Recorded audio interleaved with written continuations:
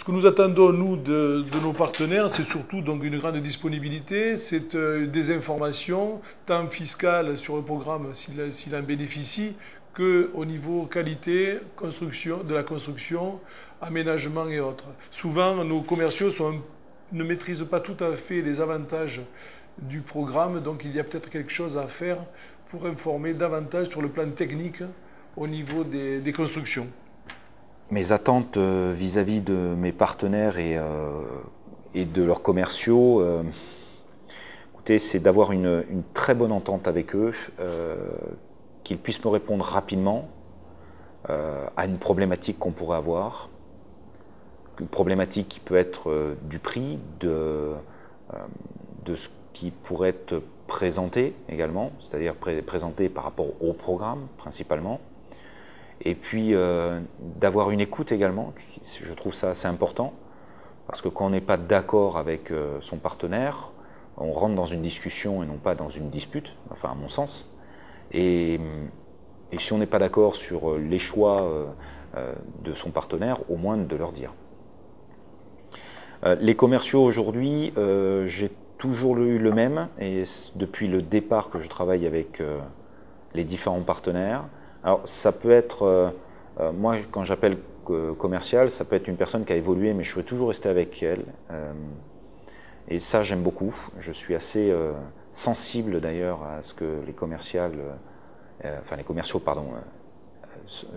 ne changent pas tous les 4 matins, parce que c'est le défaut de certains organismes, comme les organismes bancaires, mais tant mieux qu'ils continuent comme ça favorise mon métier.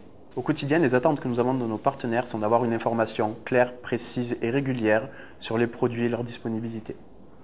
Nous attendons en fait de la part de nos partenaires une sollicitation en amont des projets. Pour la bonne et simple raison, c'est que nous sommes donc un peu ces représentants sur le terrain, même s'ils ont également leurs propres commerciaux. Nous, en tant qu'indépendants, on est en direct avec les prospects, les clients. On sait exactement ce qu'ils recherchent à l'instant T. Notre objectif, c'est justement de pouvoir aider le promoteur à clarifier un projet, à le rendre viable et durable. Le marché évolue sans cesse. Donc notre but, c'est de pouvoir anticiper les évolutions de marché en fonction des données juridiques, en fonction des données fiscales, parce que c'est tout à fait dans l'air du temps en plus aujourd'hui. Dans un deuxième temps, une fois que le projet est lancé, notre but, c'est d'avoir bien entendu la possibilité d'avoir une présentation claire et précise de ce projet, de celui-ci, afin d'être le plus performant possible sur la commercialisation. Des conseillers qui sont carrés sur un projet, qui le connaissent vraiment sur le bout des doigts, seront beaucoup plus percutants et beaucoup plus performants lors de la présentation de ce projet. Donc c'est pour nous un point très important. Les mises à jour régulières sont également très importantes, parce qu'il n'y a rien de plus agaçant de travailler que de travailler sur un projet ou un appartement précis alors que celui-ci est déjà vendu. Ça arrive de temps en temps, surtout quand le marché est assez soutenu. Les rythmes de commercialisation sont assez rapides, et dans ces cas-là, les stocks ont tendance à évoluer très fréquemment. Donc nous, on ne peut pas se permettre de proposer de mettre en avant un produit si celui-ci est déjà vendu. Donc pour nous, la mise à jour régulière des stocks est vraiment important. Et on a besoin également de disposer des mêmes outils que les commerciaux.